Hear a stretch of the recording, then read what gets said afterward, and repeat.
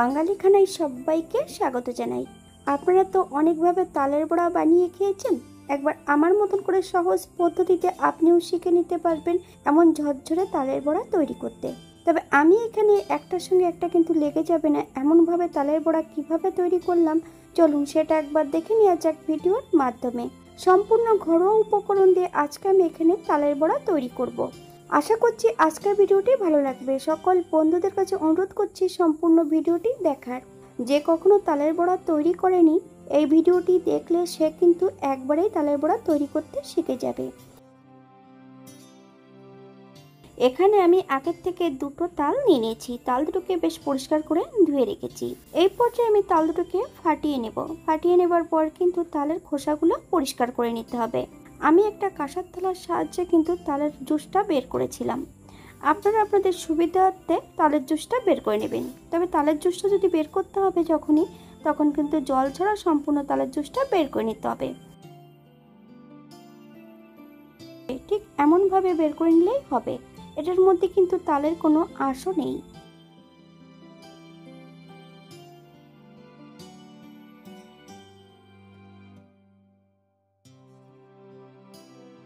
এই পর্যায়ে একটা পাত্রে এক বাটি সুজি অ্যাড করব, এক বাটি চিনি। আপনারা বাটির সাইজটার থেকে ছোট বড় নিতে পারেন।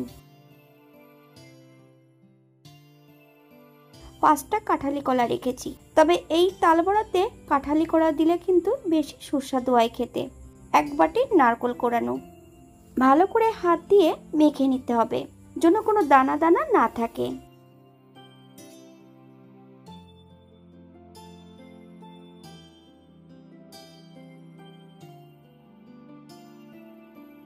আমি তালের পাল্টা অ্যাড করব 3 ভাগের 2 ভাগ।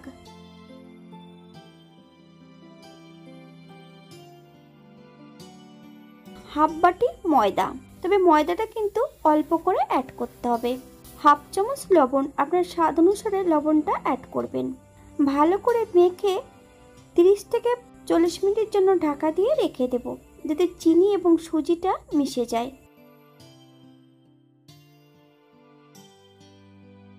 40 মিনিট পর ঠিক মাখাটা যেন এমন হলেই হবে।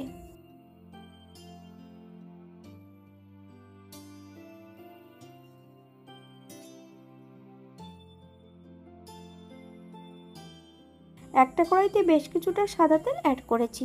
তেল গরম হওয়া পর্যন্ত অপেক্ষা করতে হবে। আপনারা তেলের পরিমাণটা এর থেকে কম বেশি করে নিতে পারেন।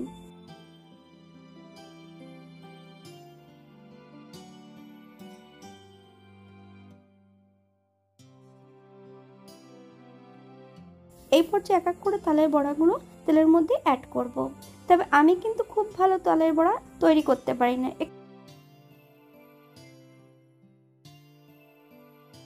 ছোট ছোট করে যদি বড়াগুলো অ্যাড করা হয় তেলের মধ্যে, এগুলো কিন্তু দ্বিগুণ হয়ে যাবে ভাজার পর। আপনারা একবার স্ক্রিনের দিকে ফলো করবেন।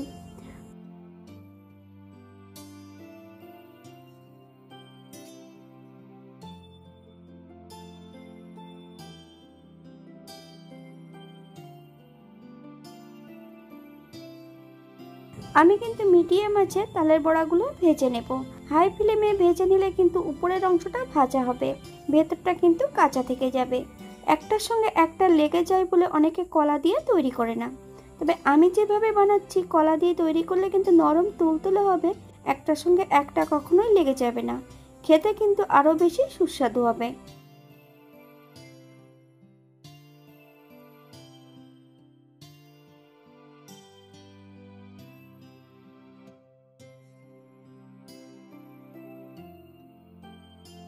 সাত থেকে 8 মিনিটের মতন মিডিয়াম আঁচে ভেজে নিলেই কিন্তু এমন লালচে ভাব চলে আসবে।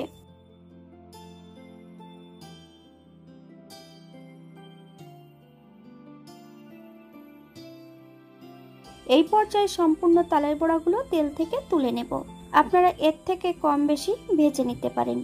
দ্বিতীয়বার বা তৃতীয়বার আমি একই পদ্ধতিতে ভেজে নেব।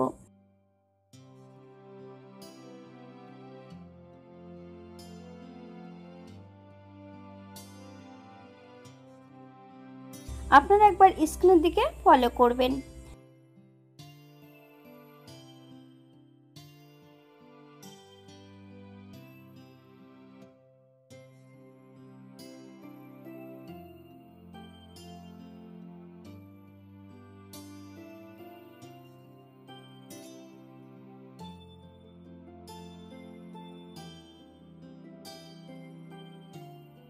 বাঙালি রান্না ঘরোয়া উপকরণ দিয়ে। আপনাদের যদি রান্নাগুলো পছন্দ হয় তাহলে চ্যানেলটি সাবস্ক্রাইব করে দিয়ে পাশে থাকবেন, পাশে থাকা বেলটি বাজিয়ে দেবেন, নইলে নিত্য নতুন রান্নার নোটিফিকেশন পাবেন না।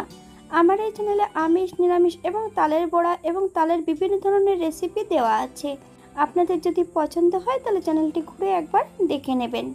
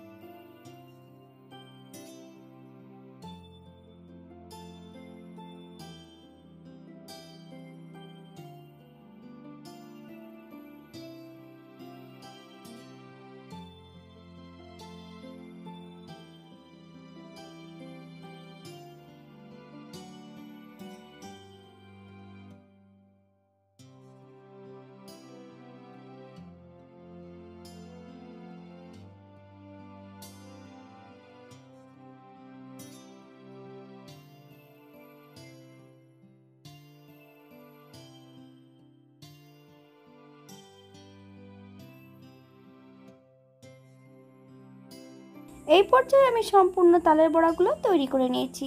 আপনারা আপনাদের পছন্দ মতন তালের বড়াগুলো তৈরি করে নিতে পারেন। এটা দেখতে যেমন ভারী সুন্দর হয়েছে, এটা ঠান্ডা হবার পর কিন্তু খেতে অসাধারণ হয়েছিল। আপনারা বাড়িতে একবার একই পদ্ধতিতে বানিয়ে নেবেন। তবে ভাদ্র মাসের শনি মঙ্গলবারে কিন্তু আমরা অনেকেই বাঙালিরা তালের বড়া তৈরি করে খাই।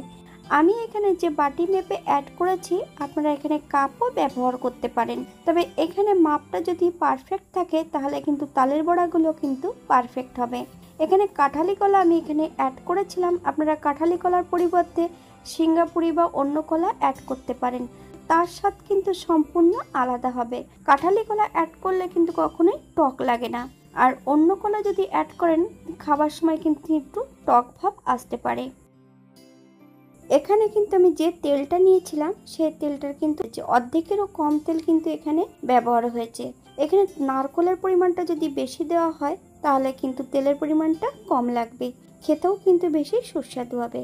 আজকের ভিডিওটি এই পর্যন্ত। সবাই সুস্থ থাকবেন, ভালো থাকবেন। অন্যদের নতুন রেসিপি নিয়ে আপনাদের সামনে আবার আমি হাজির হব। নতুন ও পুরনো সকল বন্ধুদের অসংখ্য ধন্যবাদ ভিডিওটি দেখার জন্য। হাতে যদি সময় থাকে তাহলে একটা লাইক, কমেন্ট, শেয়ার করবেন।